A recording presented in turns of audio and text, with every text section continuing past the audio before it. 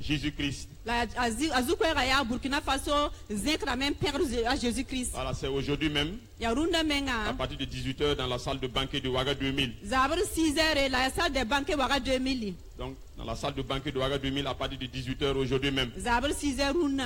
Donc, les prix d'entrée, c'est 2000 et 10 000. Amen. Alors, nous voulons porter à votre attention une adresse pour ceux qui souhaiteraient avoir les enseignements de papa sur le format texte, vidéo ou carte postale. Voilà, la technique va afficher une adresse mail tout à l'heure. Voilà, vous pourrez juste envoyer votre nom et prénom à l'adresse mail info.bec@gmail.com. Alors, pour ceux qui utilisent WhatsApp, vous pourrez le faire au numéro suivant. 226 pour ceux qui vont envoyer de l'extérieur. Voilà, 70 46 25 61. Alors nous vous demandons de ne pas appeler à ce numéro. Voilà, c'est pour ceux qui utilisent WhatsApp et qui souhaiteraient avoir les messages de papa. Voilà, vous envoyez juste votre nom et votre prénom pour qu'on puisse vous répondre. Amen. Que la grâce de Dieu accompagne chaque instant de ce temps de culte. Amen. Alléluia. Alléluia. Est-ce qu'on peut acclamer la présence de notre Père?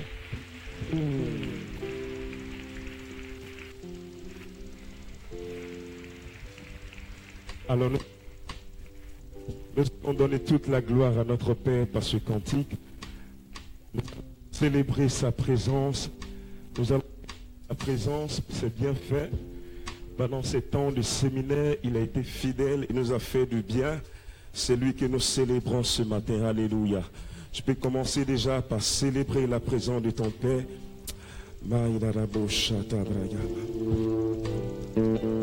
Merci Saint-Esprit pour ta présence en ces lieux. Merci Saint-Esprit.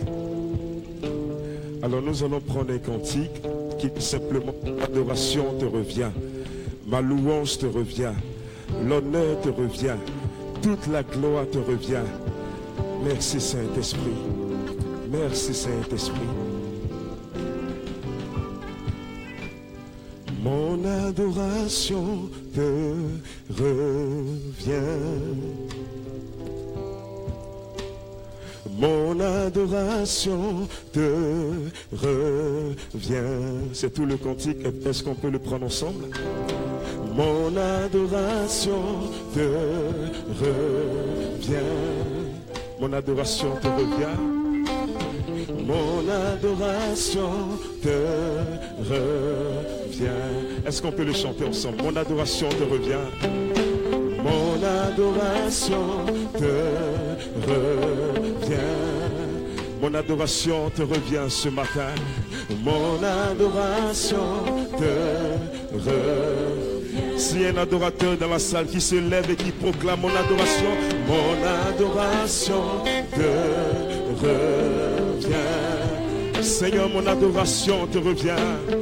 Mon adoration te revient. Encore une fois, adoration te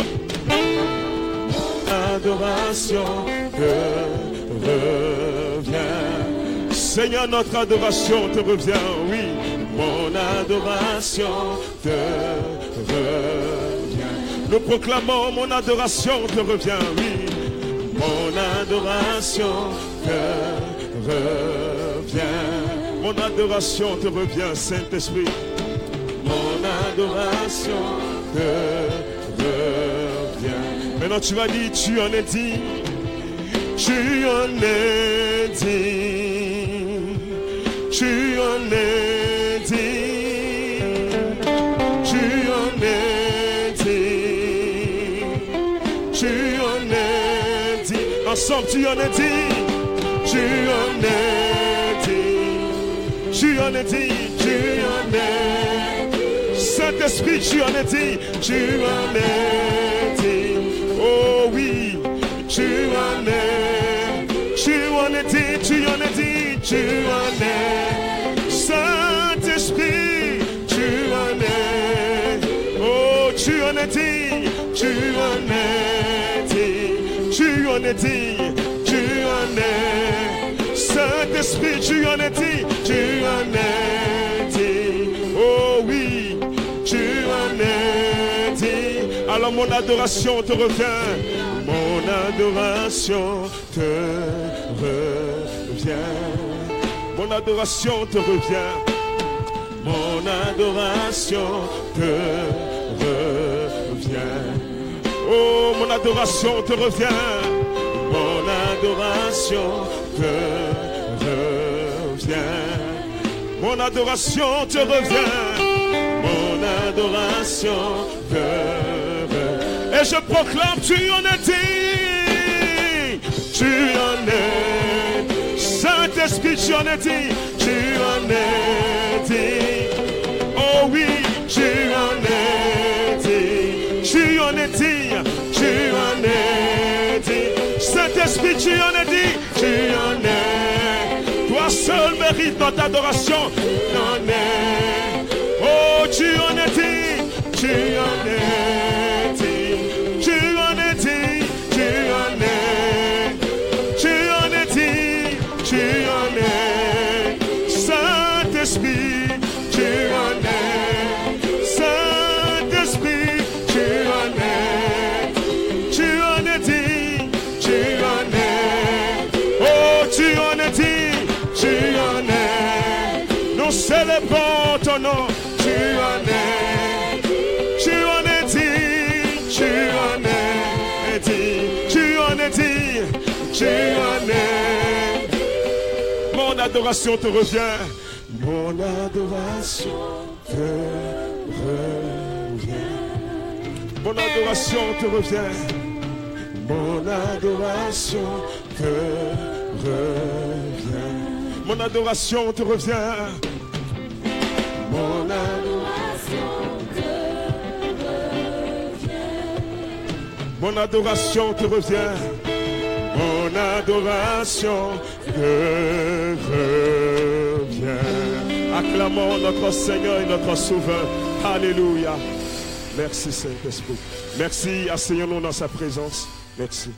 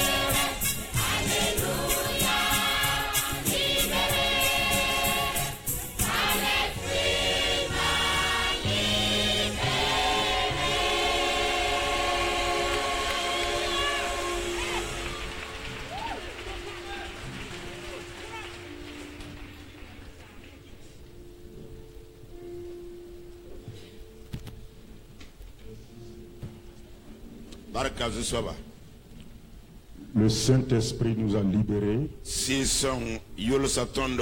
Rendons-lui grâce, bénissons le Saint-Esprit pour ce qu'il a fait dans la vie de chacun d'entre nous. Depuis que tu as rencontré Jésus, effectivement, le Saint-Esprit a opéré dans ta vie. Il a fait de grandes choses.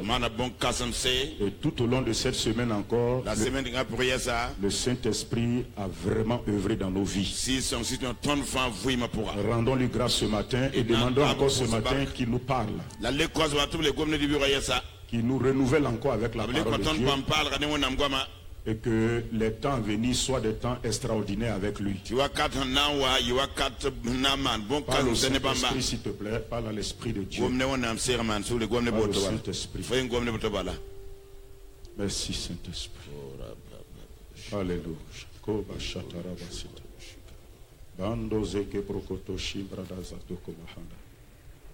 Lebro dozo makataya ba supregida handos. Gabo deki kakata mosunta. Lentu katakabarade. Soria nakatuba hada. Jida la babo shete malakadunda bresoti kabrado sonte ikabrakadu sapala kataya. Redi kashata mo sheteri ando shata brondiskala. Legu brasa katara masita kobranda basata. Alléluia. Alléluia. Ta présence me fait du bien, car ton esprit est là.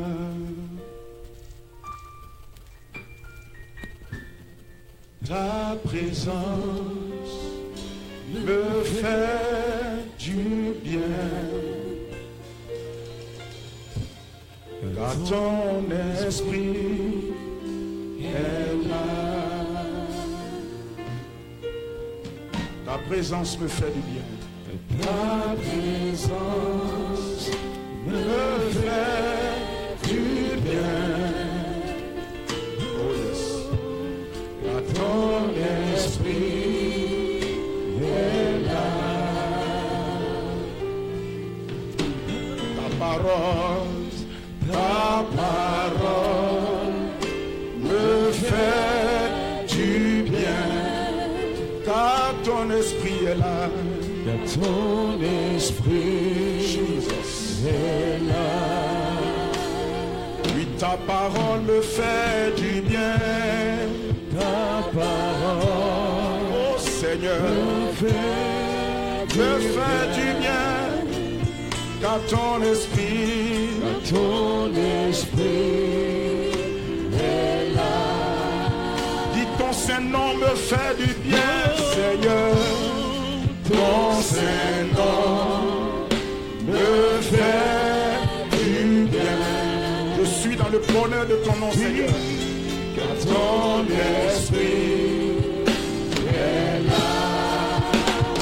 Ton Saint-Nom me fait du bien. Ton Saint-Nom, oh Seigneur, fait du bien. Shimana mama mayanda la masse. Car ton esprit, oh Jésus, est là. Ton Saint-Nom me fait du bien. Ton Saint-Nom, oui, ton Saint-Nom me fait du bien. Jésus, Jésus, Jésus, ton esprit est là. Oui, ta victoire, Seigneur, ta victoire. Ta victoire me fait du bien. Car ton esprit est là. Ton esprit est là. Oh, alléluia. Ta victoire me fait du bien, Seigneur. Ta victoire m'appartient. Elle me fait du bien. Jésus, ton esprit est là. Disons ta présence me fait du bien. Ta présence, oh Seigneur, me fait du bien. Nous sommes dans le bonheur de sa présence ce matin. Ton esprit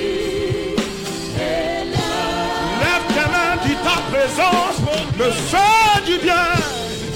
Ta présence, Seigneur, je suis dans ton bonheur. ton esprit est là. Disons ta parole me fait du bien.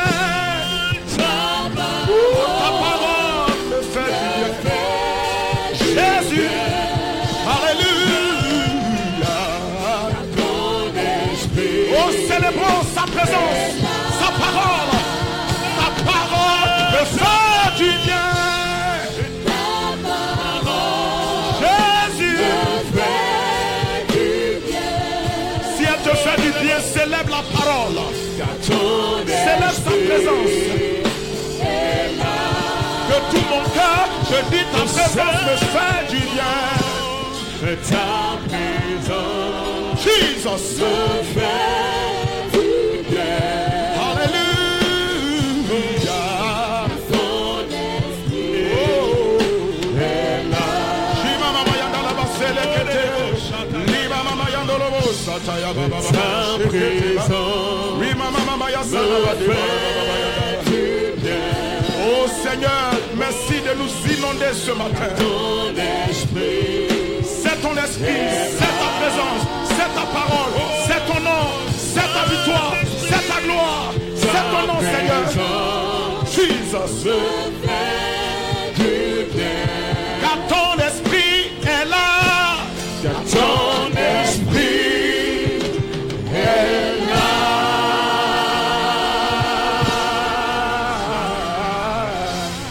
Alléluia. Tu es dans le bonheur de la présence de Dieu. Assieds-toi dans sa présence. Merci, Seigneur. Oh, nous avons une merveilleuse semaine.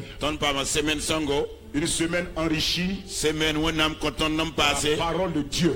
Et ce matin encore, nous sommes au culte d'action de grâce. Le culte qui est le culte de fin de ce séminaire-là. Nous rendons grâce à Dieu pour tout ce que nous avons reçu.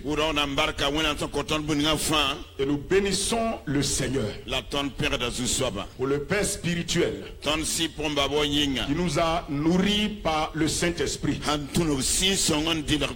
Il n'a pas hésité à décharger en nous ce que Dieu a mis sur son cœur. Et je sais que chacun a reçu sa portion. Et c'est avec cette portion que chacun de nous va partir. Et je rends grâce à Dieu donc pour sa vie. Et ce matin, je me tiens dans la grâce qui est dans cette maison. Dans la faveur divine qui est dans ce lieu. Pour parler donc sous la direction du Saint-Esprit. Nous rendons grâce encore au Seigneur pour ce qu'il nous a ouvert l'esprit. Et nous avons reçu la parole. La parole de Dieu est très importante. Sans elle, nous ne pouvons pas avancer. Et ce matin, nous voulons rassembler tous ces éléments que cela fasse encore un résumé dans nos cœurs, afin que nous puissions progresser. Dieu aime répéter une fois ce qu'il dit. Il aime répéter ça 2 fois et 3 fois. Dans la parole de Dieu, Dieu dit les mêmes choses de différentes manières à différentes occasions. Ce n'est pas parce que Dieu n'a plus rien à dire. C'est parce que Dieu veut les fixer dans nos cœurs. Et donc quand Dieu redit la même chose, la Bible dit que cela est salutaire. Cela nous apporte le salut. Cela permet à la parole de Dieu de se fixer en nous. Donc nous bénissons Dieu pour toutes choses. thème de ce séminaire, c'était par l'œuvre achevée de Christ, le pouvoir a changé de main. Par l'œuvre achevée de Jésus-Christ seul, le pouvoir a changé de main. Le pouvoir n'a pas changé de main comme ça. C'est par une œuvre accomplie que cela s'est fait. Et ce n'est pas n'importe quelle œuvre qui a fait que le pouvoir a changé de main. C'est par l'œuvre accomplie de Jésus-Christ. C'est pourquoi ce matin je vais rester dans ce même esprit. Et le thème que nous allons prendre, c'est le pouvoir a changé de main. Fais de tes ennemis ton marchepied et manifeste le royaume de Dieu. Le pouvoir a changé de main. Et Dieu ne fait rien sans un but. Et si Dieu fait quelque chose ou dit quelque chose, Dieu a un but dans son cœur. La Bible dit dans Proverbe 16:4 que Dieu fait rien sans but. Donc avant que Dieu ne parle ou ne fasse quelque chose, il a toujours un but dans son cœur. La venue donc de Jésus-Christ était pour un but. Jésus n'est pas venu en balade sur la terre. Jésus n'est pas venu faire du tourisme sur la terre. Parce que lorsqu'il n'y a pas de but dans votre vie, vous faites de la balade. Lorsqu'un homme n'a pas d'objectif, il fait du tourisme. Jésus n'est pas venu sur la terre comme un aventurier. Il n'est pas venu se promener, venir voir qu'est-ce qui se passe sur la terre. Il est le Dieu qui sait tout et qui voit tout. Donc il savait déjà ce qui se passait sur la terre. Il est venu pour un but précis. Il est venu pour accomplir le but de la volonté de Dieu. Ce but-là était clair dans son cœur. Il a dit dans Jean chapitre 6 verset 38, je suis descendu du ciel pour faire non ma volonté, mais la volonté de celui qui m'a envoyé. Donc quand il venait, il savait pourquoi il venait. Personne ne pouvait faire changer à Jésus la direction. Personne ne pouvait modifier son objectif. Là où il n'y a pas de vision, il n'y a pas de direction. Mais Jésus est venu avec une direction précise, avec un but précis sur la terre. Il est venu parce qu'il a vu que Adam avait cédé le pouvoir que Dieu lui a donné. Adam avait perdu le pouvoir que Dieu lui a donné.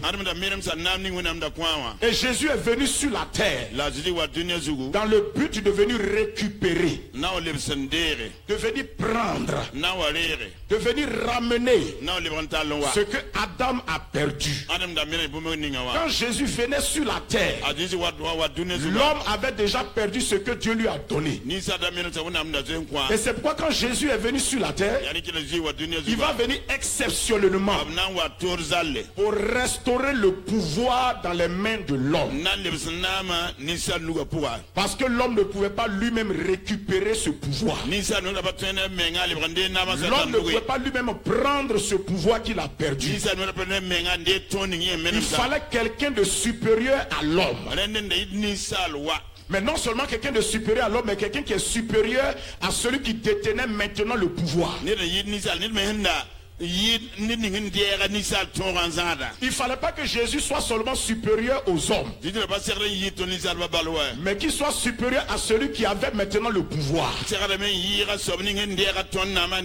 quand il venait sur la terre, les hommes ont perdu le pouvoir, mais le pouvoir était détenu par quelqu'un d'autre. Il fallait que donc il vienne et qu'il vienne arracher ce pouvoir.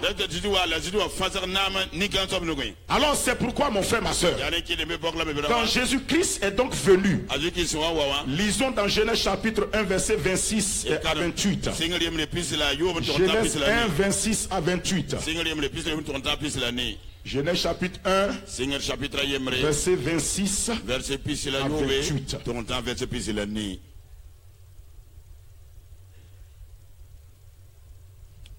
Ok. Puis Dieu dit, faisons l'homme à notre image,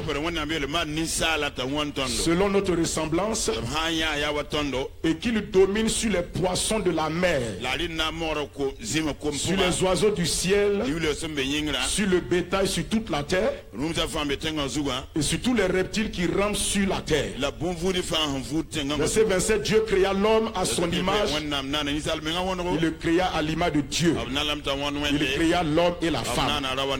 Verset 28, Dieu les bénit et Dieu leur dit, soyez féconds, multipliez, remplissez la terre et l'assujettissez, et dominez sur les poissons de la mer et sur les oiseaux du ciel et sur tout animal qui se meut sur la terre. Donc voici comment les choses ont commencé. Au commencement, c'est Dieu qui a créé l'homme. Dieu a créé les cieux et la terre. Il a fait le jardin d'Éden. Et quand il a créé l'homme, il a placé l'homme dans ce jardin. Dieu a donné sa parole à l'homme. Parce que Dieu commence sa relation avec les hommes toujours par sa parole. Il a donné une parole claire. Il a dit à Adam et à Ève, il dit, je vous ai donné la terre, je vous ai fait à mon image, à ma ressemblance, et Dieu leur a donné de dominer. La première chose qu'il a dit de faire, il dit dominer sur les oiseaux du ciel, les animaux qui rampent sur la terre, qui sont sur la terre, et les reptiles et tous les poissons de la mer. Ensuite on dit que Dieu les a bénis. Il les a bénis, il a dit soyez féconds, multipliez, remplissez, assujettissez et dominez. Donc la pensée de Dieu était très claire. Dieu a créé l'homme pour que l'homme domine, pour que l'homme reflète son règne et sa domination. Et tu ne peux pas dominer si on ne t'a pas donné un pouvoir. Tu ne peux pas donner si on t'a dominer si on ne t'a pas donné une autorité. Donc cela veut dire que l'homme a reçu un pouvoir, le pouvoir de dominer, de régner sur les oiseaux du ciel, de dominer sur les animaux, de dominer sur les choses qui sont dans la mer. Tout était très clair. Mais maintenant la parole de Dieu nous dit, dans effectivement le psaume 8, verset 4 à 10, là-bas on nous décrit l'homme, comment il a été fait de peu inférieur à Dieu, et que Dieu lui a remis la domination sur toutes choses, et la Bible dit sur toutes les œuvres de ses mains. Donc Dieu a remis la domination à l'homme sur toutes les œuvres de ses mains. Tout ce que Dieu a créé, l'homme devait dominer là-dessus. Il a tout mis sous les pieds de l'homme. L'homme était le patron. Il était le Dieu de ce monde. Il devait exercer sa domination. Il devait régner afin de manifester le règne de Dieu. Il devait tout faire, il devait faire de tout son marchepied. Il devait tout contrôler. C'était ça la volonté de Dieu pour lui. Mais qu'est-ce qui va se passer? Un événement va arriver au jardin d'Éden. L'homme va briser la parole de Dieu. Parce que là où il y a un règne de Dieu, il y a la parole de Dieu qui soutient ce règne. Dieu ne te donne pas de règne sans la parole. Derrière le règne de Dieu, il y a la parole du règne. C'est la parole qui te permet de maîtriser ton règne. C'est la parole aussi qui permet de faire durer ton règne. C'est la parole qui te permet de gérer bien correctement ton règne.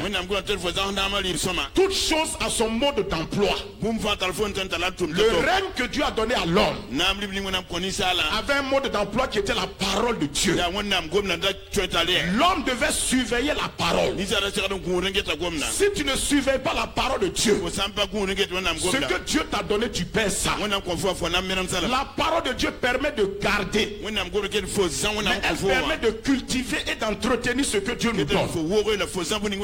La Bible dit dans Proverbe 13, que celui qui méprise la parole se perd. Celui qui méprise la parole est perdu. Il n'y a pas de salut sans la parole de Dieu. Il n'y a pas de secours sans la parole de Dieu. Le secours de l'Éternel est dans sa parole. Loin de la parole de Dieu, il n'y a pas de secours. Le secours de Dieu est sa sécurité. C'est sa protection. C'est son assurance. Éloigné de la parole de Dieu, il n'y a plus de protection ni d'assurance. Et donc l'homme va désobéir à la parole de Dieu. C'est pourquoi dans Romains chapitre 5, verset 12, et ensuite le verset 18 et 19. Romains 5, verset 12, ensuite verset 18 à 19. Il est écrit là-bas. C'est pourquoi, comme voilà.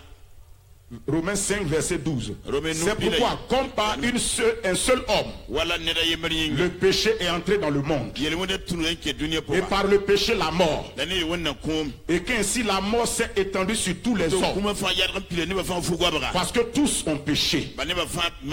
Au verset 18, ainsi donc comme par une seule offense la condamnation a atteint tous les hommes, de même par un seul acte de justice la justification qui donne la vie s'étend à tous les hommes. Car, comme par la désobéissance d'un seul homme, beaucoup ont été rendus pécheurs. De même par l'obéissance d'un seul, beaucoup seront rendus justes. Donc voici ce qui s'est passé. Après que l'homme Dieu ait remis la domination à l'homme, il a placé dans le jardin d'Éden. Tout était à sa disposition.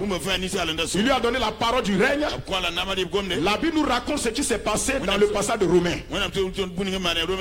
L'apôtre Paul dit qu'il y a eu une désobéissance, il y a eu un acte d'offense, il y a eu une trahison contre la parole de Dieu. Adam a trahi Dieu en brisant la parole, en désobéissant à Dieu.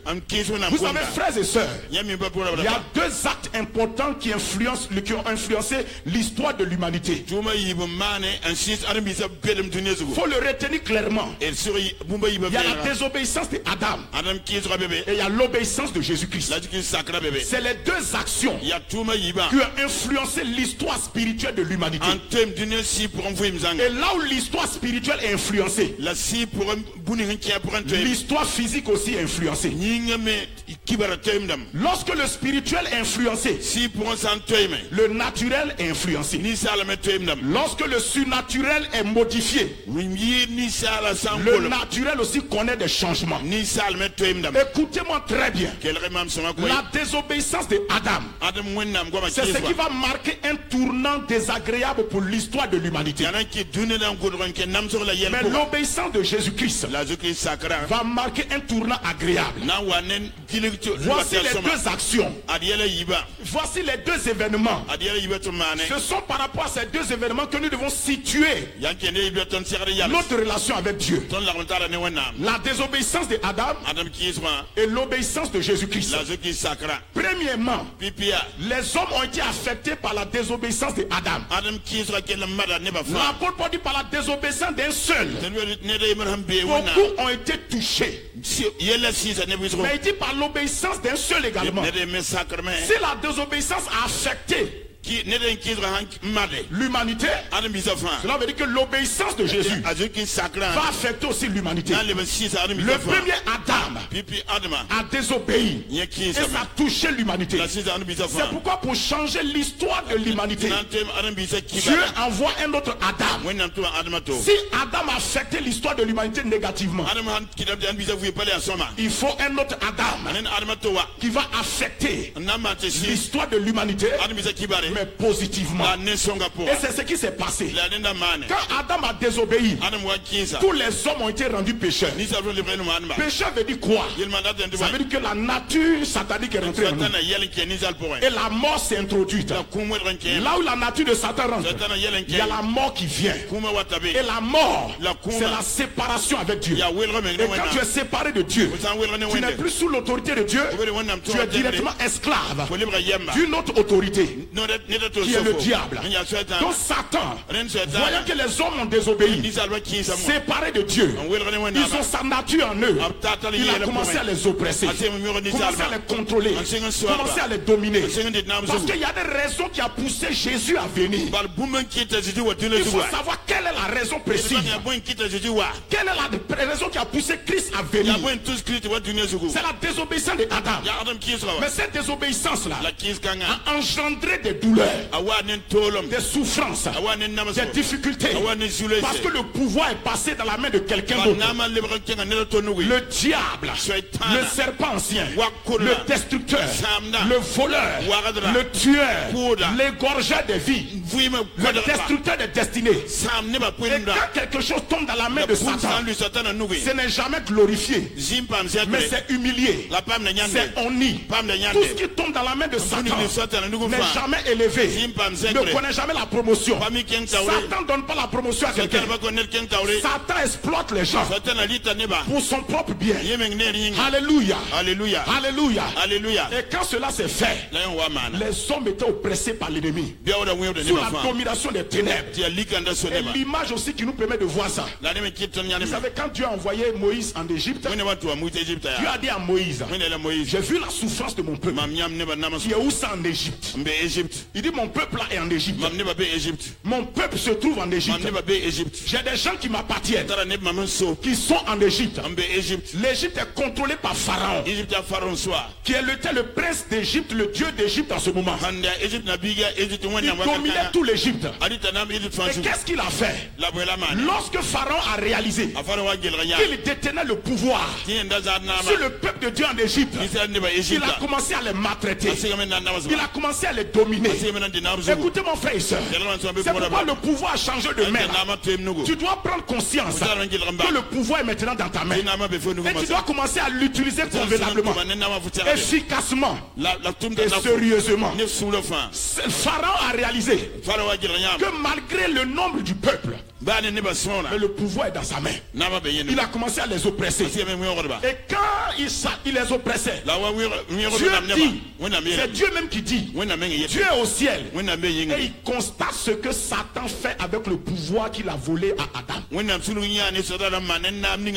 constate qu'avec ce pouvoir, le diable, Pharaon, était en train d'oppresser son peuple. Il dit, j'ai vu la souffrance de mon peuple qui est en Égypte.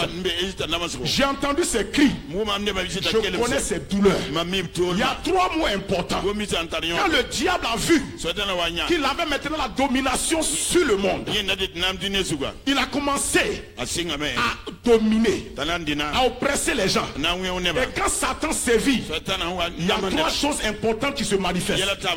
Il y a la souffrance, il y a des cris, et il y a des douleurs. Il y a la souffrance, il y a les cris, et il y a la douleur. Dieu dit Moïse, j'ai vu la souffrance de mon peuple qui est en Égypte. J'ai entendu ses cris, je connais ses douleurs. Et pour cette raison, je vais réagir, je vais faire quelque chose. Je ne vais pas laisser mon peuple souffrir, je vais intervenir. Dieu a vu la situation du monde, comment le diable liait les gens, il oppressait la vie des gens, il mettait sur des maladies, des malédictions, des oppressions, la pauvreté, il est roulé dans le péché. C'est tout ce que Dieu a vu. Et tout cela se mettait sur nous des souffrances. Tout cela provoquait des cris et des douleurs. Il n'y a pas quelqu'un entre nous ici qui n'a pas souffert dans les mains du diable. Il nous a tous maltraités parce qu'il en avait l'occasion. Il nous a tous maltraités. Et ce qui est une chose, c'est que derrière son pouvoir, il y a la méchanceté. Vous savez, quand vous avez un pouvoir, mais votre caractère n'est pas changé, vous exploitez le pouvoir pour faire du mal. Le caractère influence toujours le pouvoir que vous détenez. Souvent les gens disent que l'argent est sale, l'argent n'est pas bon. L'argent n'est ni sale ni mauvais. L'argent n'est ni bon ni mauvais. L'argent est neutre. C'est celui qui détient l'argent là. Il manipule l'argent. Il fait ce qu'il veut faire avec. L'argent est comme ça. L'argent n'a pas d'odeur. L'argent n'est pas bon. L'argent n'est pas aussi mauvais. L'argent est neutre. C'est un pouvoir neutre. Mais ton caractère peut te pousser à utiliser ce pouvoir-là négativement. La même somme d'argent que quelqu'un peut prendre pour payer la nourriture, se nourrir. Un autre peut prendre ça pour éliminer la destinée des gens. L'argent est comme ça. Le pouvoir est là. Mais comme Satan est mauvais, comme il est un tueur, un destructeur, il fait pousser des cris aux gens, des cris de souffrance, des cris de douleur. Mais Dieu ne va pas nous laisser tomber. C'est ça la bonne nouvelle. Dieu ne va pas nous laisser tomber. Il y a une bonne nouvelle qui va quitter le ciel et qui va venir. Il y a une bonne nouvelle qui va quitter le ciel et qui va venir se manifester. Dans Luc chapitre 2. Luc chapitre 2, verset 8 à 11. Alléluia. Alléluia. Luc chapitre 2, verset 8 à 11. Il y avait dans cette contrée des bergers qui passaient dans les champs les veilles de la nuit pour garder leur troupeau. Et voici, un ange du Seigneur leur apparut. Et la gloire du Seigneur resplendit autour d'eux. Il fut saisi d'une grande frayeur. Mais l'ange leur dit, ne craignez point, car je vous annonce une bonne nouvelle qui sera pour tout le peuple le sujet d'une grande joie. On va s'arrêter là d'abord avant de continuer, s'il te plaît. La Bible nous dit, il y avait des anges qui étaient dans les champs. Et ils passaient la nuit pour surveiller leurs troupeaux. Ils gardaient les troupeaux, c'était plutôt des bergers. Les bergers là suivaient leurs troupeaux la nuit, parce qu'ils ne pouvaient pas abandonner leurs troupeaux et puis aller dormir en ville. Ils surveillaient les troupeaux. Mais cette nuit-là, ils ont l'habitude de passer la nuit dans les champs pour surveiller les troupeaux. Mais cette nuit-là, en plein milieu de la nuit, une bonne nouvelle quitte le ciel. Une nouvelle extraordinaire quitte le ciel.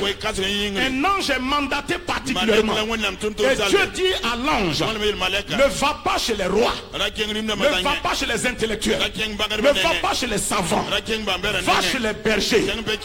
Va chez les bergers, parce qu'ils ont le cœur de berger. Ils ont le cœur de serviteur. Ils n'ont pas le cœur du fait du mal. Ils n'ont pas le cœur de détruire. Ils veulent faire du bien. Ils veulent faire du bien. Va leur annoncer la nouvelle. Va leur dire que cette nuit-là, un événement s'est passé. L'histoire de l'humanité va être modifiée. Quelque chose va se passer. Et il dit, va leur dire, quand ils ont vu l'ange, ils avaient peur. C'est normal. Quand tu vois un ange, première réaction, tu as peur.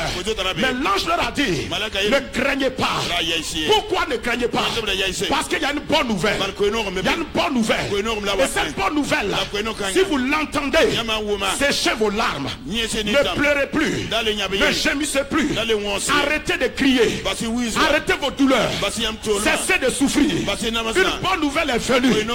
Parce que lorsqu'il y a une bonne nouvelle, il y a deux choses qui se passent dans ta vie. La peur s'en va, la joie vient. Lorsqu'il y a une bonne nouvelle, la peur s'éloigne de toi. L'assurance est là. On n'entend pas une bonne nouvelle et puis on est fâché. Toute mauvaise nouvelle donne la peur, mais la bonne nouvelle donne la joie, donne l'assurance. L'ange leur dit, réjouissez-vous. Il y a une bonne nouvelle qui est là maintenant. C'est pourquoi, frères et sœurs, si nous voulons que les gens croient en Jésus, il faut leur annoncer la bonne nouvelle, pas des mauvaises nouvelles. Allez leur dire que les sorciers veulent te tuer. C'est pas la bonne nouvelle. Allez leur dire que oui, dans ta famille là, il y a telle malédiction. C'est pas la bonne nouvelle. La bonne nouvelle, c'est que celui qui fait sortir de la malédiction est là. Celui qui guérit est là. Celui qui restaure est là. Celui qui change les destinées est là. Écoutez-moi. La foi vient de ce que tu entends. Si tu entends une mauvaise nouvelle, ta foi est une foi peureuse. Mais si tu entends la bonne nouvelle, ta foi est une foi d'assurance, une foi victorieuse, une foi triomphante. Écoute-moi mon frère, ma soeur. La bonne nouvelle est importante. Si tu entends la bonne nouvelle, ta foi est influencée. La Bible que la foi vient de ce qu'on entend. Cela veut dire naturellement, si vous voulez modifier votre foi, changez la qualité de ce que vous entendez.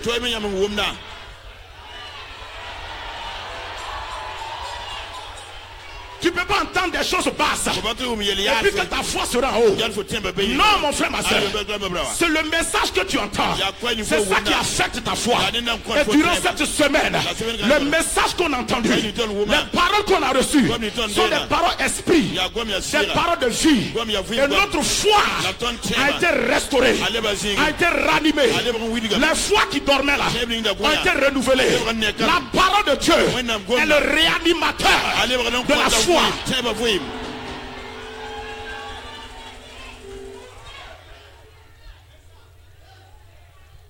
Même si on prie sur toi, ta foi ne changera pas. Si on prie sur toi, ta foi ne va pas changer. Si tu gênes, ta foi ne va pas changer.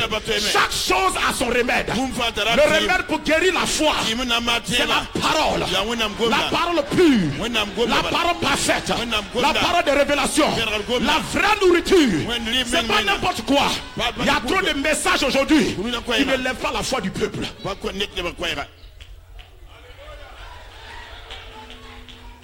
Il y a trop de messages aujourd'hui qui ne lèvent pas la foi du peuple. Tellement j'étais en mission. Dans le cadre des missions que papa a donné. En France, il y a une soeur qui est venue me voir. Elle parlait de la foi. Je l'ai écoutée. Je lui ai dit, ma soeur, ta foi est proportionnelle à la qualité du message que tu écoutes. Je lui ai dit, je ne peux pas prier pour toi pour que ta foi change. Va changer le message que tu entends. Et c'est autant matin la kataya. Alléluia. Alléluia. Amen. Ok. Écoute-moi. Si tu changes la qualité de ce que tu entends, écoutez, je vais vous dire une chose. Il y a des choses que tu ne dois plus écouter. C'est pourquoi papa nous dit, vous ne pouvez pas écouter la hauteur de la révélation qu'il donne. Et puis aller écouter des choses qui n'ont rien à voir avec cette hauteur. Beaucoup de gens combattent leur propre foi sans s'en rendre compte.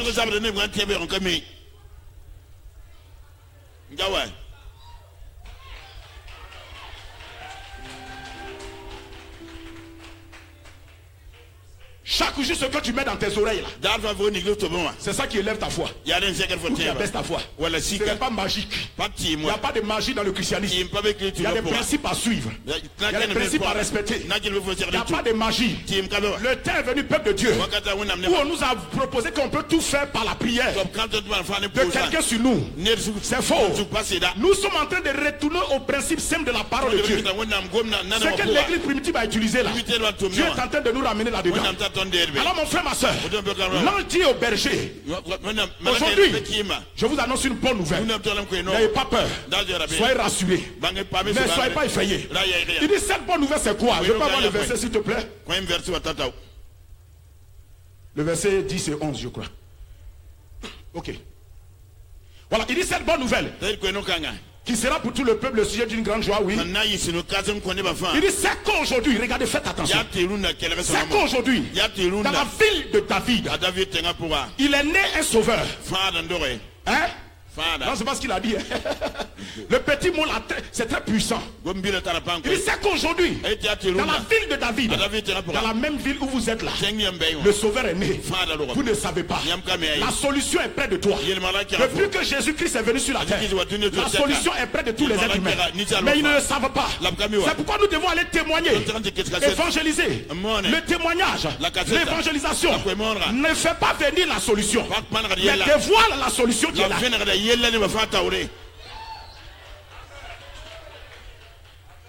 Dieu a déjà donné Jésus, il ne va plus donner Jésus. Le témoignage, l'évangélisation, c'est pour dévoiler aux gens la solution qui est là. La solution est là. C'est pas la Bible que le peuple périt. Simplement parce qu'il manque la connaissance. L'ange dit dans la ville vous êtes là. Il est né un sauveur. Non, il dit il vous est né un sauveur. Le sens est différent. C'est comme Jésus a dit, il vous est avantageux que je parte. Ça veut dire que l'avantage là c'est pas pour moi. L'avantage là c'est pour vous. C'est vous qui allez manger les bénéfices. C'est vous qui allez profiter de ça. Il dit il vous est né un sauveur. Ça veut dire que le sauveur qui est venu là, quand il a quitté le ciel, c'est à cause de vous. La raison de sa venue, c'est à cause de vous. On dit il est venu comme un sauveur. Ça veut dire quoi? Ça veut dire qu'il est venu pour sortir des gens des dangers. Le mot sauveur n'a pas de sens si tu n'es pas en danger.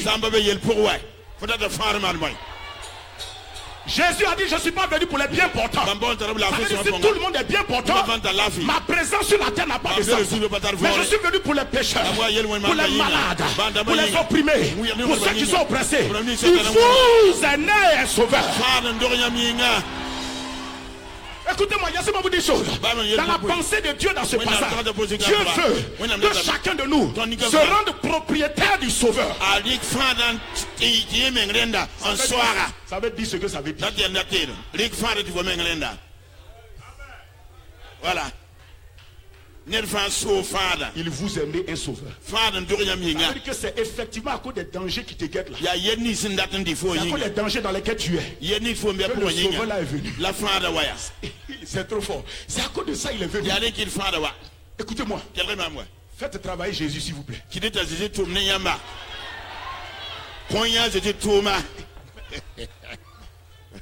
Ça veut dire que s'il n'est pas en train d'agir, de manifester le Saint, il est au chômage. Il est au chômage.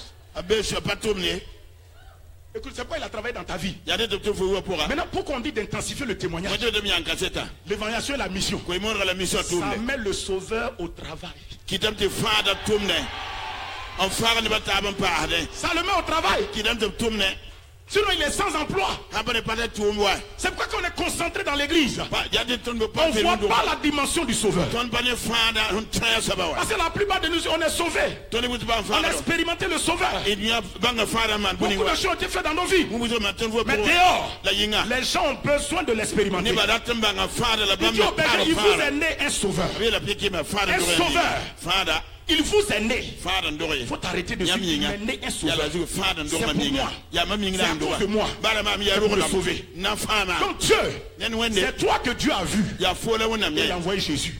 Jésus n'avait pas besoin d'être sauvé. C'est nous qui avons besoin du salut. Et il est venu. Adam nous a mis dans les problèmes. Mais Jésus-Christ est venu pour nous sauver. Pour nous sauver de quoi? De l'autorité de Satan. Du gouvernement de Satan. Le pouvoir qui est passé dans les mains de Satan. Et à cause de cela il nous contrôle. Jésus est venu pour nous sauver de ce pouvoir. Parce que Satan a son pouvoir sur nous. Mais comment il faisait? Il agissait par le péché, la maladie, la malédiction, les oppressions des démons. C'est tout cela qui lui permettait d'exercer son pouvoir. Jésus le Sauveur est venu pour ôter le pouvoir à Satan, pour le récupérer. Et pour que Jésus puisse le faire, il fallait qu'il passe par un plan que Papa Dieu a mis en place. Le plan de la rédemption, le plan du rachat, le plan du salut, qu'on appelle l'œuvre achevée de Christ. Et ce plan de rédemption là va commencer à la croix du Calvaire, ensuite dans l'ensevelissement, dans la résurrection, et quand Christ a été glorifié, le plan a été mis en marche. C'est pourquoi, frères et sœurs, écoute-moi. Quand Jésus donc va venir, il va mettre le plan d'action. Il va commencer à agir. Il va commencer à se manifester. Et quand il allait à la croix, il a versé son sang. Il nous a rachetés. Écoutez, il nous a rachetés. L'œuvre de Christ là, c'était pour nous racheter, pour nous sortir premièrement du pouvoir de Satan, et ensuite faire de nous ce qu'il veut faire de nous. La rédemption est un pouvoir. Beaucoup de gens parlent de rédemption, ils ne comprennent pas le secret de la rédemption. La rédemption veut dire la chose pour laquelle tu t'en vas payer un prix. Pour avoir là, cette chose-là est déjà sous le contrôle de quelqu'un d'autre. Ça appartient à quelqu'un d'autre. La personne là est le patron de la chose. Si tu veux avoir ça, il faut payer un prix. Et Jésus va payer le prix avec son sang pour nous racheter. Et la rédemption veut dire, quand tu t'en vas racheter quelque chose, cette chose que tu rachètes là, tu la rachètes dans l'état dans lequel elle se trouve quand tu l'as trouvée. Ça dit que quoi, si tu t'en vas acheter quelque chose, si c'est bon, tu as payé. Si c'est pas bon aussi, tu as payé. Ça dit que si tu veux payer, c'est que tu connais l'état de la chose. Tu as regardé, tu as vérifié. Et tu as décidé de racheter. Maintenant ça t'appartient. Troisième principe de la rédemption. Quand tu as racheté quelque chose, cela veut dire désormais, ce que tu veux faire de la chose là, ça ne regarde plus l'ancien propriétaire. Ça regarde le nouveau propriétaire. Écoute-moi très bien. Quand Jésus est venu nous racheter, nous étions des pécheurs. Il a versé son sang pour nous racheter. Il nous a pris tel que nous étions. C'est pourquoi le cantique l'a dit. Tel que je suis, sans rien à moi. Tel que je suis, Jésus m'a racheté. Il nous a racheté. Et quand il nous a racheté, maintenant il va faire de nous ce qu'il veut. Première chose, il pardonne nos péchés. Deuxième chose, il détruit la nature du péché qui nous faisait pécher. Troisième chose, il détruit les maladies, les malédictions, la pauvreté. Sixième chose, il va désarmer Satan, les dominations, les autorités, et les livrer en spectacle. Et ce n'est pas tout. Quand il a fini de faire tout ça, à la croix du calvaire, il nous a ensevelis avec lui. Il a enterré tout ce que Satan investit en nous. Et quand troisième fois, à la résurrection, il est ressuscité. Il est sorti du tombeau. Mais cette fois-ci, il a pris sa propre vie. Et puis il a partagé ça avec nous. C'est lui qui décide de faire ce qu'il veut maintenant. Parce que ça lui appartient. Alléluia. Amen. Alléluia. Amen. Et Jésus-Christ, quand la résurrection, il nous a donné la vie éternelle. Il a été glorifié avec nous. Il s'est assis sur le trône. Et là-bas, le pouvoir, l'autorité qu'il a eu de la part du Père, il nous a partagé ça. Il nous a légué cette autorité. Ce pouvoir-là. C'est à cause de cela nous disons, par l'œuvre achevée de Christ, le pouvoir a changé de main. Écoute-moi, c'est pourquoi tu appartiens à Jésus-Christ. Le pouvoir est dans ta main. Tu es dans ses mains maintenant. Parce qu'il t'a racheté. La rédemption est puissante. La rédemption est glorieuse. Je te pose la question. C'est pourquoi je te dis, mon frère, aucune maladie en réalité ne doit décider de ta mort. Je vais prendre l'exemple naturel, tu vas comprendre. Tu t'en vas tout à l'heure à Toyota. Tu payes une nouvelle voiture Toyota. Tu sors de la maison Toyota avec ton véhicule et le reçu de paiement. Quand tu as garé devant les gens de Toyota, tu prends un marteau. Tu casses les vitres de la voiture. Tu pèses les pneus. Tu détruis le véhicule là sur place.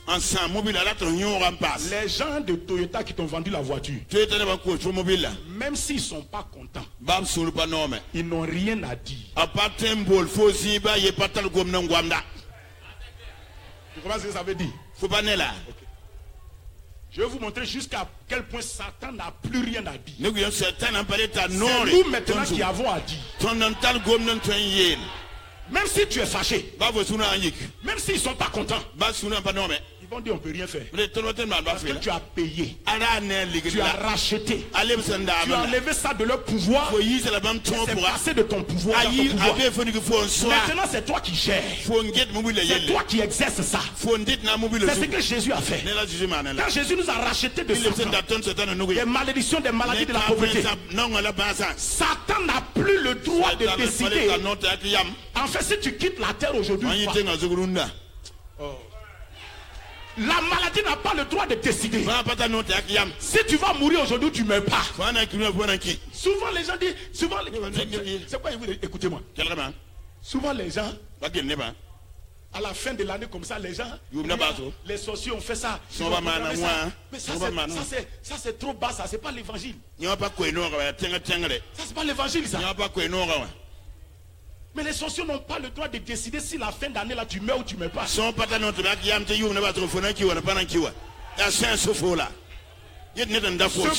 pouvoir discrétionnel là, ils ne l'ont plus. Si vous comprenez ça, ça veut dire que Satan, c'est pourquoi on va voir. C'est pourquoi tout ça là, c'est les ruses de Satan. Ce n'est pas une décision qu'il prend. C'est une ruse qu'il manifeste. Parce qu'il ne peut plus décider. Satan n'a plus le droit de décréter un décret. Il n'a plus le droit de prendre une décision te concernant. Parce que c'est celui qui détient les clés, le pouvoir dans ses mains, qui décrète, qui prend les décisions. Jésus là, et toi aussi tu l'as.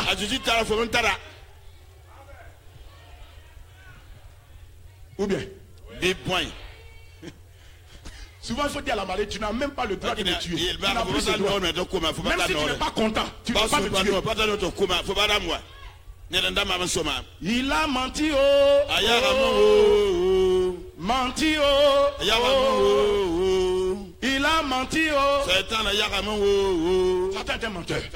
Alléluia. Alléluia. Maintenant Christ a restauré le pouvoir. Et un pouvoir qui est dans ta main, il faut l'exercer.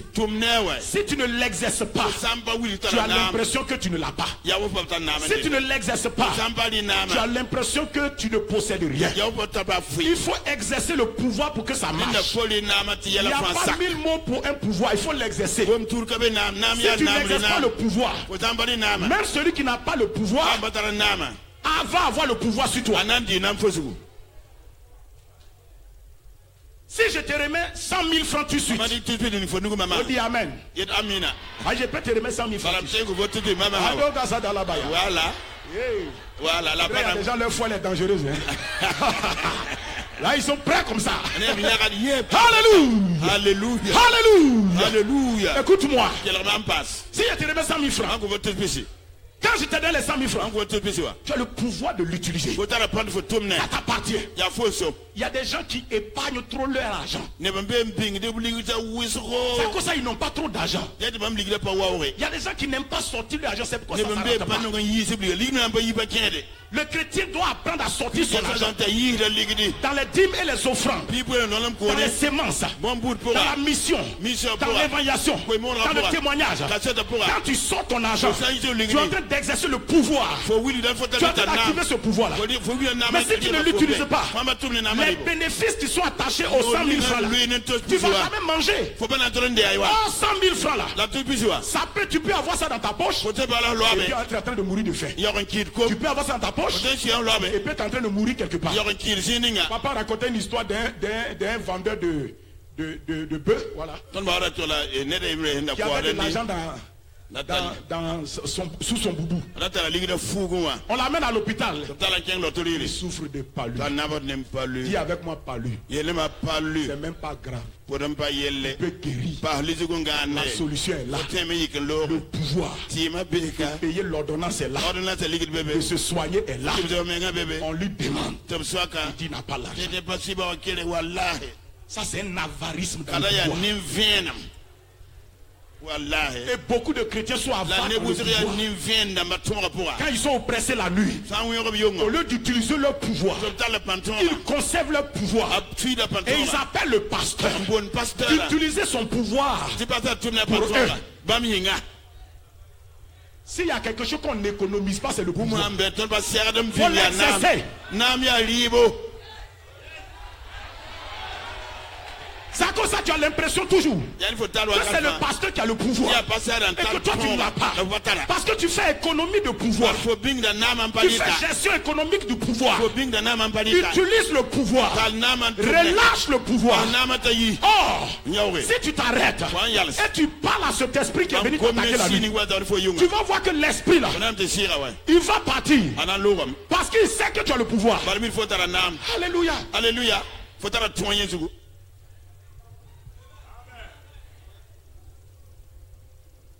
Gloire à Dieu.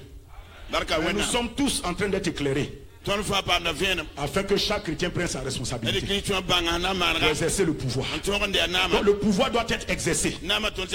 Et pour exercer le pouvoir, lisons Matthieu 28. Matthieu 28. D'abord dans Jean 20 verset 21. Jésus dit, comme le Père m'a envoyé, moi aussi je vous envoie. Jésus a été envoyé par le Père. Et Jésus dit qu'il nous envoie. Pourquoi? Il nous envoie pourquoi? Pour qu'on aille exercer le pouvoir qu'il nous a donné. Pour qu'on aille pratiquer ce pouvoir. Mais on ne pratique pas le pouvoir là où tout le monde a le pouvoir. C'est pourquoi dans l'église, pratiquer le pouvoir ne marche pas trop.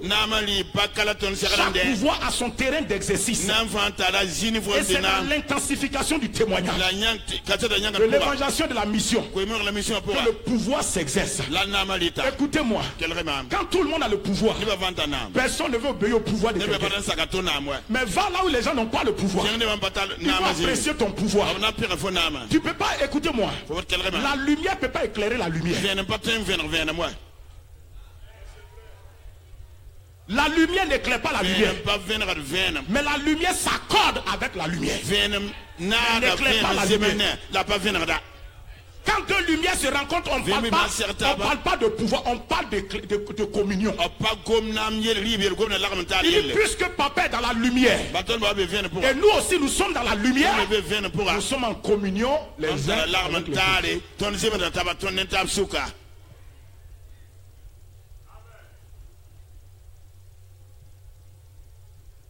Il dit, comme nous sommes dans la lumière, papa aussi est dans la lumière. La seule chose entre nous, c'est la communion.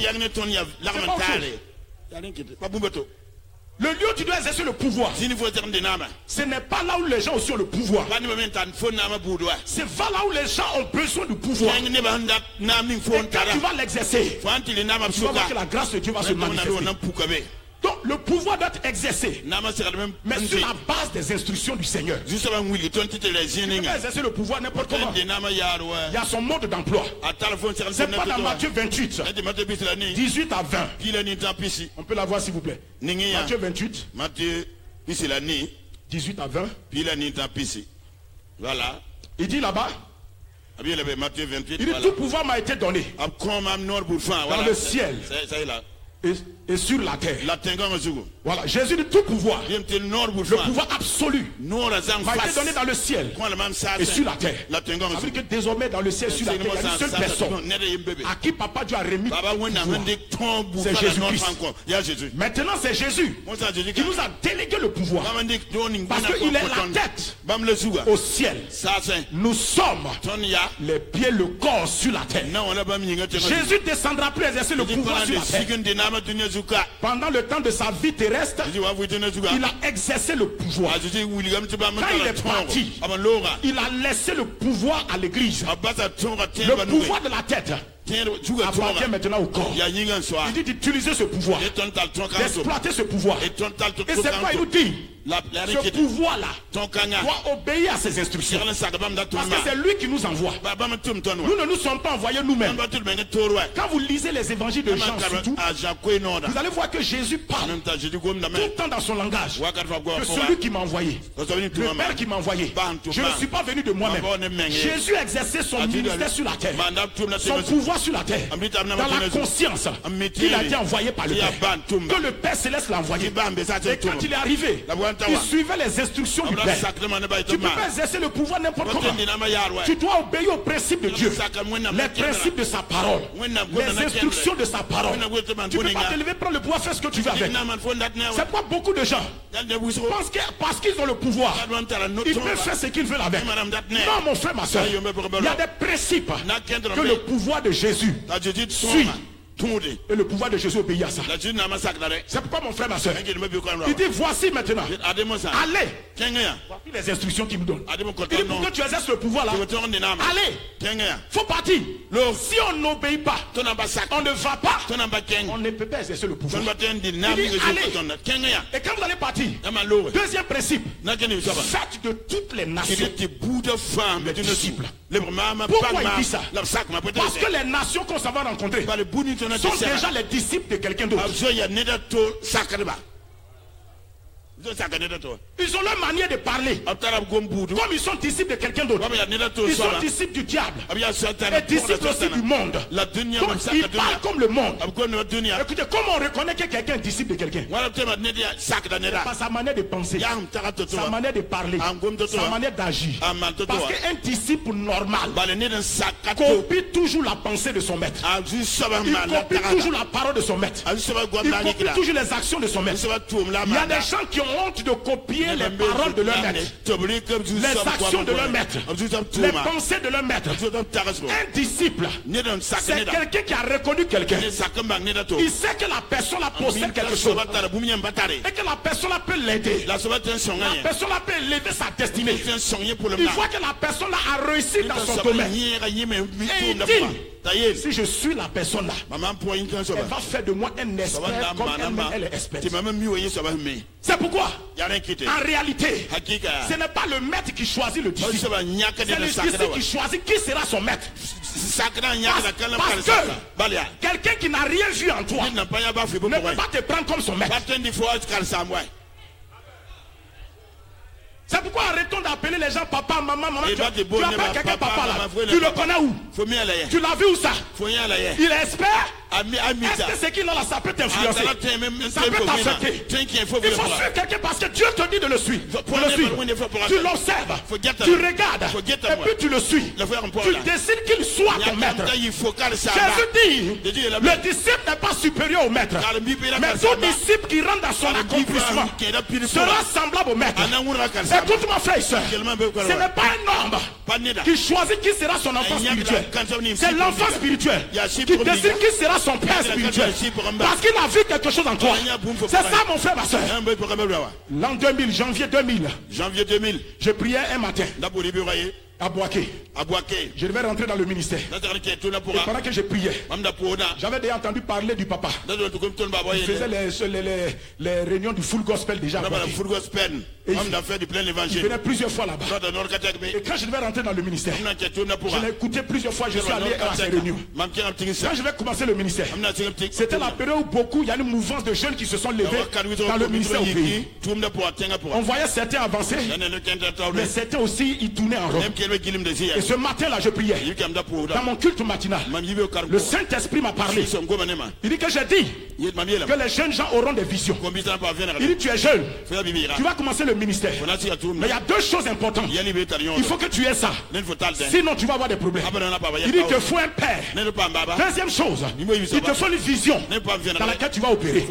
Parce que quelqu'un qui est appelé, qui n'a pas de père, qui n'a pas de mentor, qui n'a pas de vision, qui ne sait pas où partir, tu vas tourner en rond. Et clairement, le Saint-Esprit m'a dit, il dit le pasteur Karambiri. En ce moment on l'appelait pasteur. Il dit le pasteur Karambiri, c'est lui qui est ton père. Je te le donne comme père. Il dit deuxièmement, je lui ai donné une vision. Épouse la vision. Dieu m'a pas dit de venir travailler dans la vision. Il m'a dit d'épouser la vision, de faire un mariage avec la vision. C'est de ça qu'il s'agit, de me marier à la vision. Et si tu te maries à la vision, tu te maries au leader de la vision. Tu épouses les paroles du leader et tu les bois et tu marches avec. Et je suis venu ici à Ouaga et j'ai parlé à papa. J'ai fait un courrier en son temps, je lui ai donné et il m'a reçu. On a parlé. Depuis là, c'est installé en moi. J'ai entendu la voix de Dieu m'a parlé. Si quelqu'un veut contribuer ça, ce n'est pas un homme, c'est la voix de Dieu qui doit révéler, parler. Amen. Amen. Et jusqu'à présent, et je sais que Dieu ne révélera pas contribué.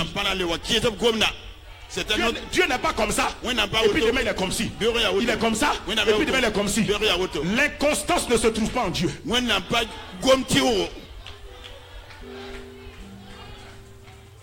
C'était notre année de lumière en l'an 2000. Notre année de lumière en l'an 2000. Merci. Ouais. Alléluia. Amen. Pourtant la mission avait commencé à Boaké en 90. Officieusement. Mais officiellement. Là, ça a été, comment on appelle ça, ça a été déclaré officiellement. Le papa est venu faire un séminaire pour nous. Je ne dis pas ça pour quoi que ce soit d'autre. C'est pour simplement vous montrer que chacun a des certitudes. Il dit que le disciple, il discerne quelqu'un qui est expert d'un domaine. Il sait que la personne peut m'amener loin. Il y a des gens, ils sont nés de nouveau. Ils sont nés de nouveau il y a 6 mois. Ils ont gagné une âme au Seigneur. Et puis ils acceptent qu'on les appelle papa et maman. Ils sont en train de te tuer, tu sais pas. Tu sais même pas, ils sont en train de te tuer. Parce que tout ce que tu manges avant son temps devient poison. Une jeune fille, tu n'es pas encore mariée. Tu t'as mangé l'affaire là avant ton temps. Ce n'est plus une bénédiction.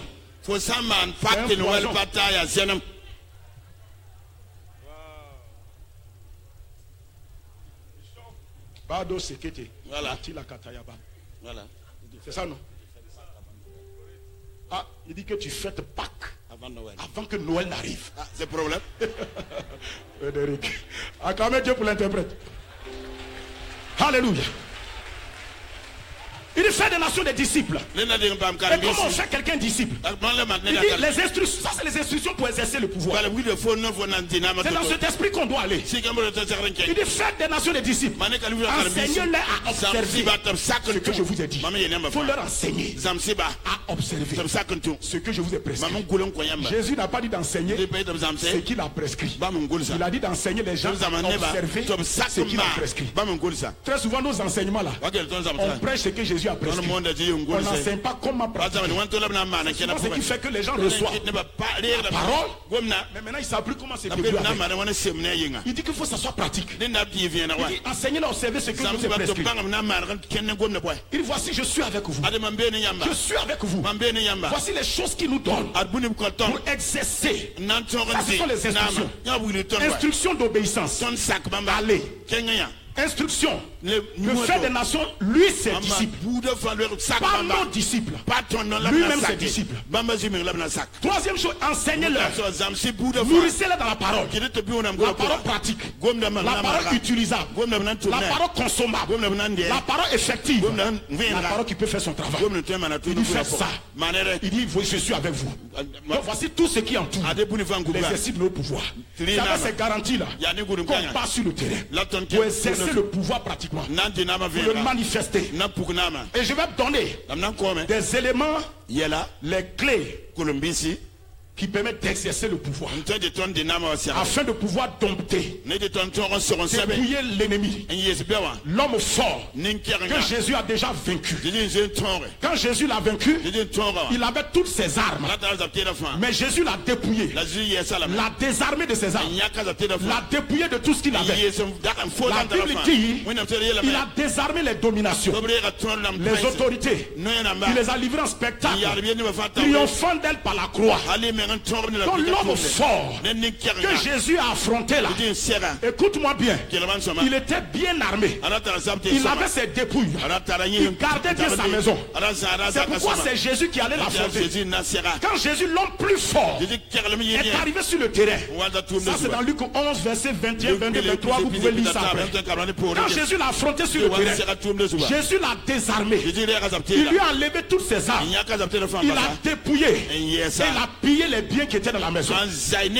Maintenant nous aussi, nous affrontons Satan comme un homme fort, mais on l'affronte plus comme un homme fort armé. Il n'a plus d'armes, mais nous l'affrontons comme un homme fort rusé.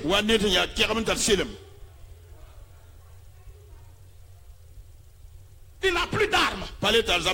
Il n'a plus de pouvoir. Il n'a plus de puissance. Le pouvoir a changé de main. Par Jésus, ça est dans mes mains. Ça est dans tes mains. Maintenant, tu vas l'affronter. Mais ce n'est plus comme quelqu'un qui a le pouvoir, qui est armé. C'est quelqu'un qui est rusé. Et papa nous a dit, Satan, quand il était armé, on dit il est puissant, il est fort. Mais quand il n'a plus d'armes, il est rusé. La ruse n'est pas liée au pouvoir de Satan, c'est lié à son caractère de menteur, de voleur, de serpent ancien, de trompeur. C'est pourquoi dans Apocalypse 12, il dit malheur à la terre, celui qui est descendu là, il a été vaincu.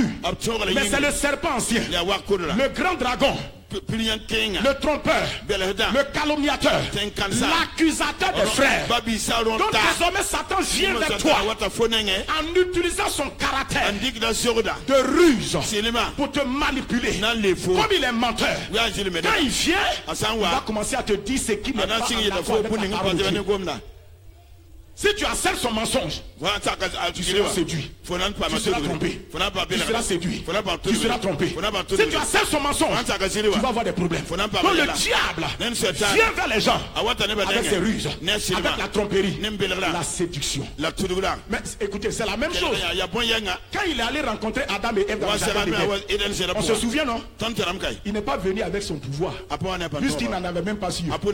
C'est pourquoi il est parti d'abord par la ruse, par la séduction. Il a trompé Ève. Elle a mangé le fruit. On va laisser les frères sortir et puis vous, asseyez-vous s'il vous plaît. Alors, toute chose à la période. Il allait agresser Adam et Ève. C'est pas la séduction. Et il a pu avoir le pouvoir. Quand maintenant il a eu le pouvoir, il vient par sa violence. Il impose son règne parce qu'il a le pouvoir. Jésus revient encore. Jésus va faire toutes choses nouvelles en nous. C'est-à-dire, il va nous restaurer dans l'état originel du pouvoir. Maintenant qu'on a le pouvoir, Satan revient encore vers nous. Mais il revient de la même manière dont il est parti voir Ève la première fois. Dans la ruse de la séduction. Dans son caractère. Pas avec le pouvoir. Donc tu es dans les mêmes conditions dans lesquelles Adam et Ève étaient au départ. Satan n'a rien contre toi, mais il veut que tu lui donnes quelque chose contre toi. Celui qui est rusé, il n'a rien contre toi, mais il veut que tu lui donnes quelque chose toi-même contre toi. Alléluia. Alléluia. C'est ça mon frère, ma soeur. Donc pour exercer ce pouvoir-là, pour dompter l'homme fort, frères et sœurs, la parole de Dieu nous dit que nous avons reçu cela. Première chose, elle est regard sur Jésus-Christ. Elle est regard sur Jésus-Christ. Mais Jésus là, il est où? Il est maintenant en toi, par la personne du Saint-Esprit. Donc elle est regard sur Jésus. C'est garder ta connexion avec le Saint-Esprit. Entretiens ta relation avec le Saint-Esprit. Vous ne pouvez pas gérer, exercer le pouvoir sur l'ennemi si vous vous déconnectez de votre base, si vous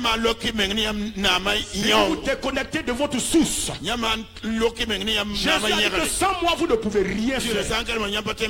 Cela veut dire qu'il faut rester en connexion avec Christ par le Saint-Esprit, par la communion du Saint-Esprit. Le Saint-Esprit est déjà en toi.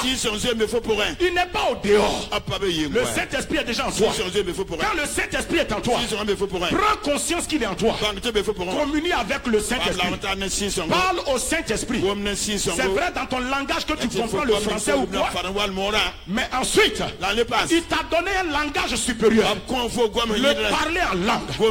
Quand vous parlez en langue, soyez conscient que vous êtes en train de parler à quelqu'un. On prie pas la non, parler en langue, c'est une communion. Tu communies avec quelqu'un qui est en toi, le Saint-Esprit.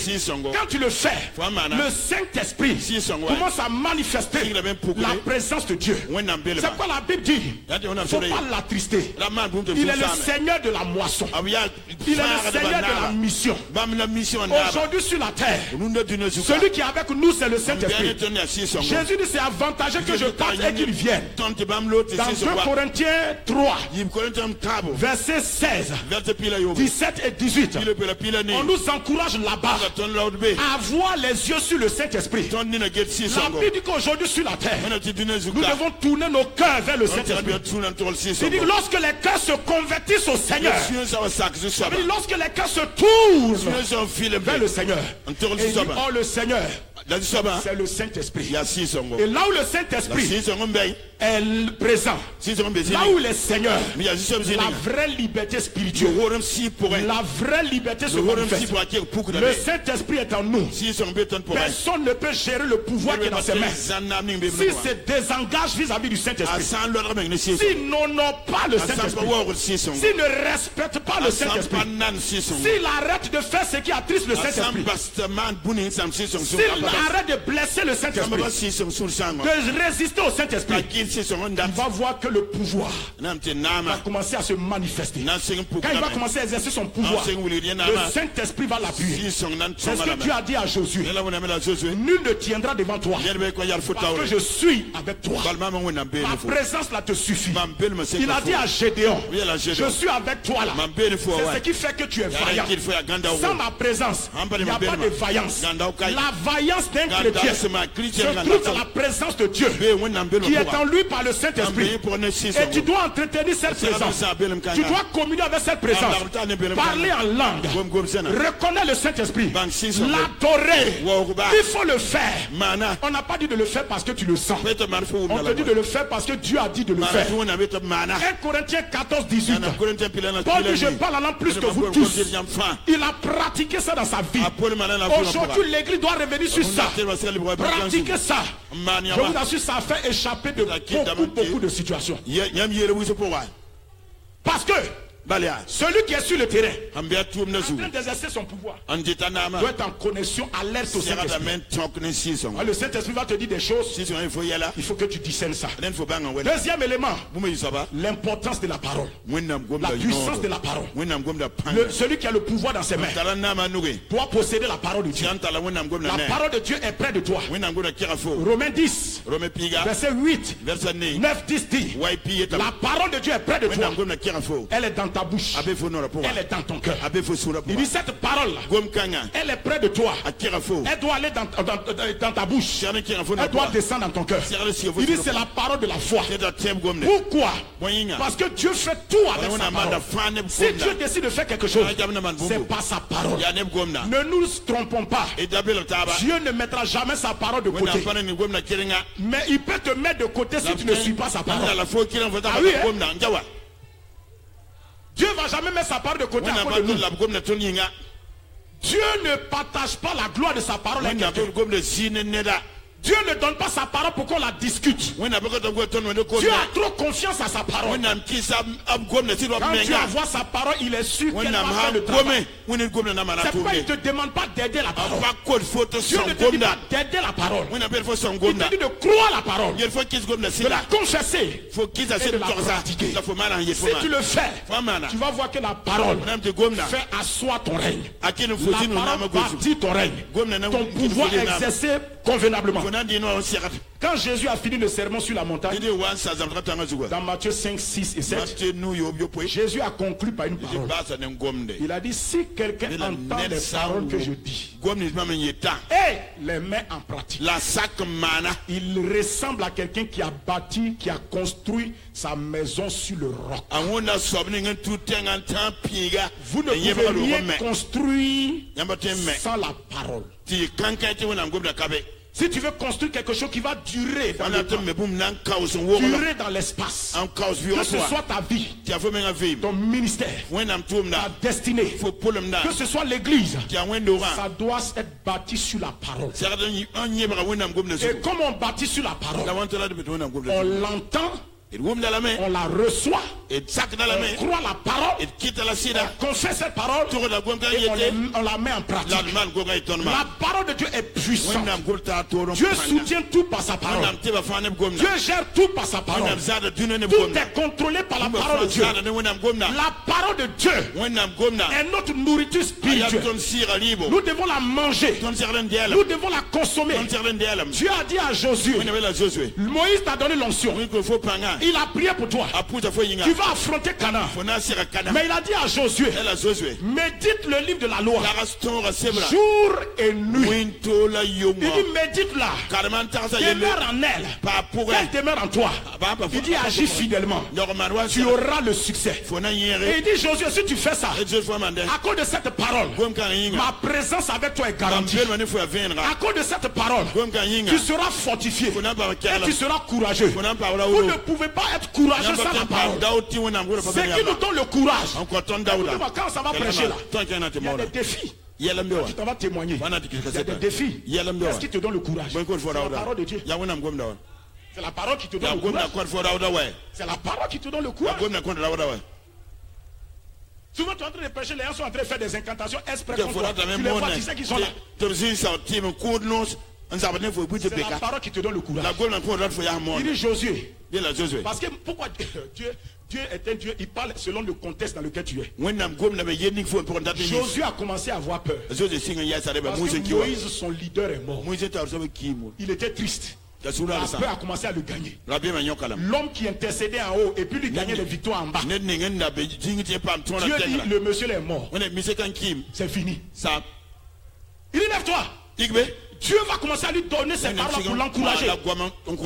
Détruit en lui la peur. Détruit en lui la frayeur, le manque de courage. Et quand Jésus a commencé à faire ça, lisez la suite. Sur le terrain de la conquête, Jésus a été courageux. Il a été fortifié. Il n'a jamais eu peur de quoi que ce soit.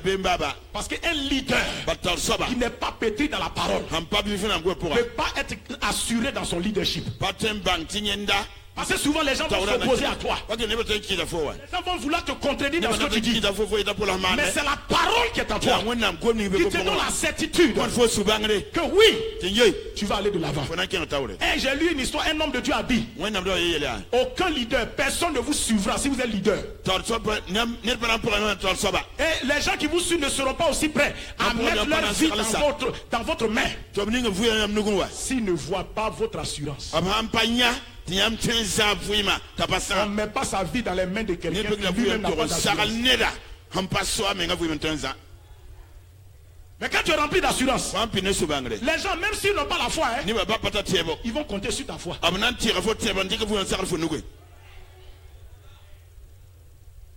Ou bien ils vont compter sur ta foi. Ah, il dit comme il est là, ça va aller. C'est pourquoi les leaders, on n'a pas le choix. Quand tu es devant les gens, tu n'as pas le choix.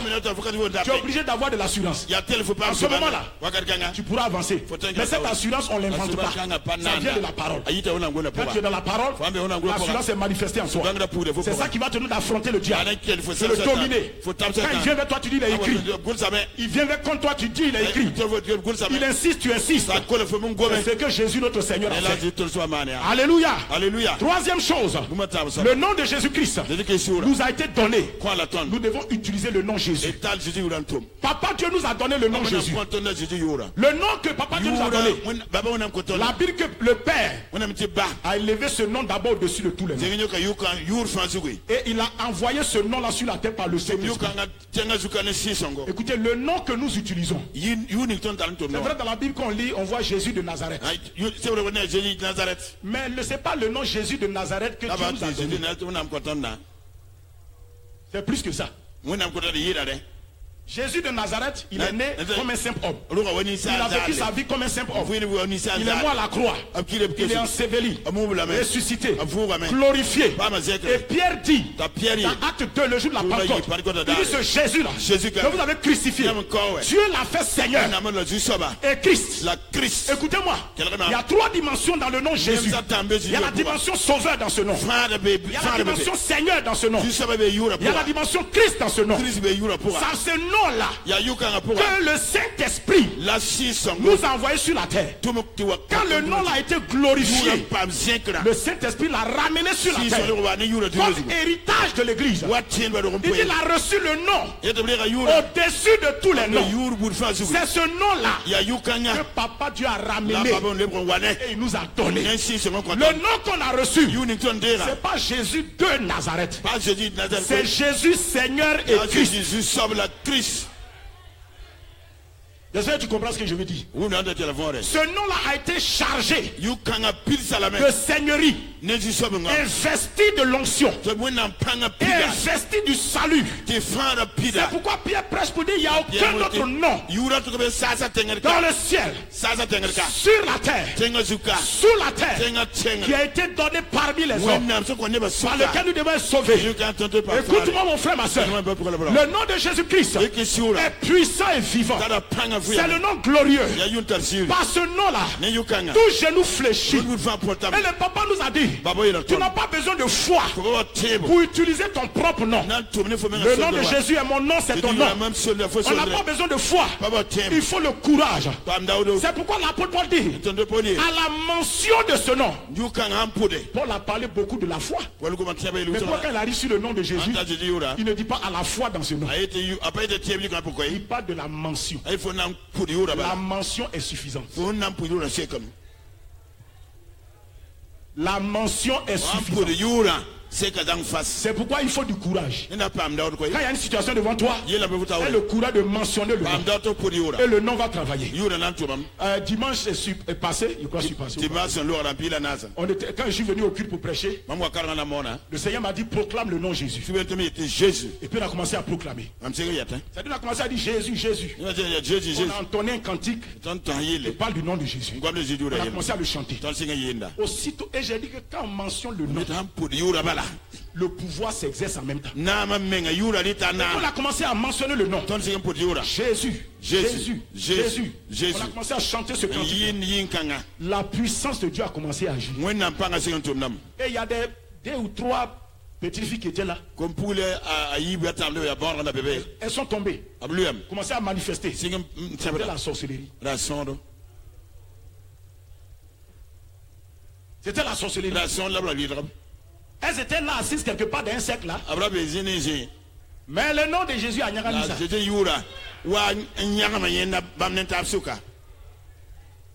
La puissance de Dieu a commencé à se manifester. À la mention de ce nom, tout élément étranger réagit.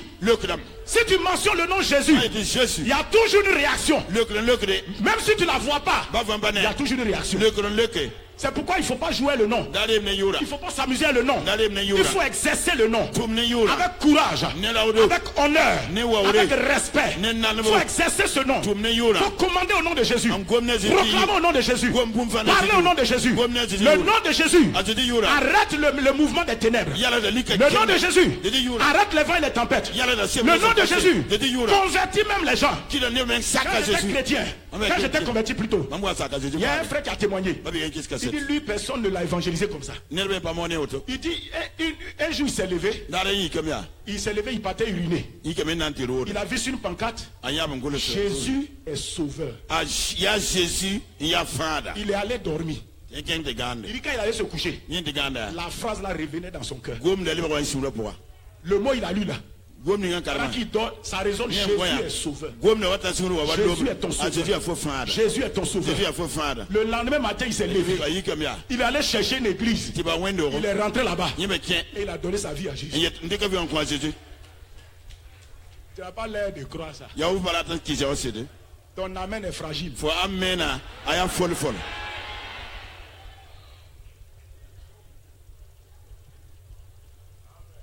Actuellement, c'est moi qui transpire. Mais le nom Jésus ne transpire pas. Quand tu invoques le nom Jésus, le nom là ne transpire pas. Parce que le nom là a le pouvoir. Le nom là ne transpire pas. Mais les maladies là commencent à transpirer. Les démons là commencent à transpirer. Les vents et les tempêtes commencent à transpirer. Jésus a dit, vents et tempêtes, taisez-vous. Ils se sont tus. Quand toi aussi tu dis au nom de Jésus, les vents et les tempêtes vont se taire. Parce que le nom c'est la personne. C'est comme ça mon frère et ma soeur. La dernière chose, c'est le sang de Jésus et la proclamation de la parole sur ta vie. Tu ne peux pas régner, exercer le pouvoir qui est dans ta main, manifester le royaume de Dieu pour apporter la paix aux gens, la joie aux gens, la vie de Dieu aux gens, pour apporter la puissance de Dieu aux gens. Si tu n'invoques pas le sang de Jésus, le sang de Jésus nous a été donné. Il faut le proclamer, il faut l'asperger sur toi. Et le sang de Jésus fait que tu exerces ton pouvoir en te protégeant, en te gardant. Et il faut confesser tout le temps la parole de Dieu sur toi. Quelle que soit la situation, déclare la parole du Seigneur. Élève la parole du Seigneur. Seigneur par la suite ta vie. Et c'est cette parole-là qui va commencer à effectuer, à influencer ton environnement et te faire avancer maintenant. Frères et sœurs, gardons ces choses-là dans nos cœurs. Soyons conscients de la présence du Seigneur. Développons la crainte de Dieu. Appliquons ces choses-là. Si tu le fais, tu fais de tes ennemis ton marchepied. Et partout tu arrives, tu relâches le royaume de Dieu. Et les gens bénéficient de ce royaume dans la justice, la paix, la joie, la puissance par le Saint-Esprit. Amen. Amen. Tiens-toi debout. Rends grâce à Dieu. Rends grâce au Seigneur. Le pouvoir est dans tes mains. Remercie le Seigneur. Comme ça est dans tes mains et dans mes mains. Faisons de nos ennemis nos marchepieds. Et manifestons le royaume. Dans le terrain du témoignage, de l'évangélisation et de la mission. Lève ta voix, parle au Seigneur.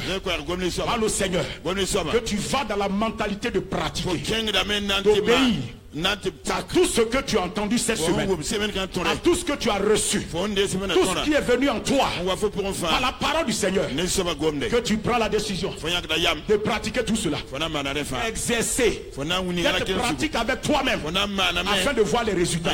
Si tu mets en pratique, tu vas constater les résultats. Sans la pratique, il n'y a pas de résultat. Positionne-toi dans ce que Christ t'a donné. Le pouvoir est dans tes mains. Communion le Saint-Esprit. Marche dans la parole. Médite-la. Oui, exerce le nom de Jésus. Invoque le sang de Christ. Proclame la parole de la foi sur toi. Et l'environnement du royaume de Dieu va se manifester dans ta vie. Et tu vas voir que tes ennemis sont faits tes marchepieds.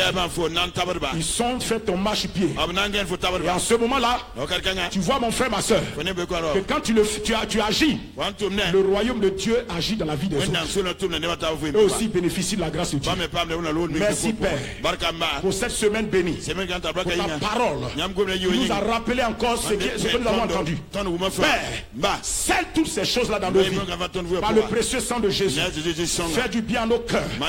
Nous partons pour obéir, pour témoigner, évangéliser, faire la mission. Merci pour les résultats, à la gloire de ton Saint-Nom. Que tout le monde dise Amen. Amen. Amen. Amen.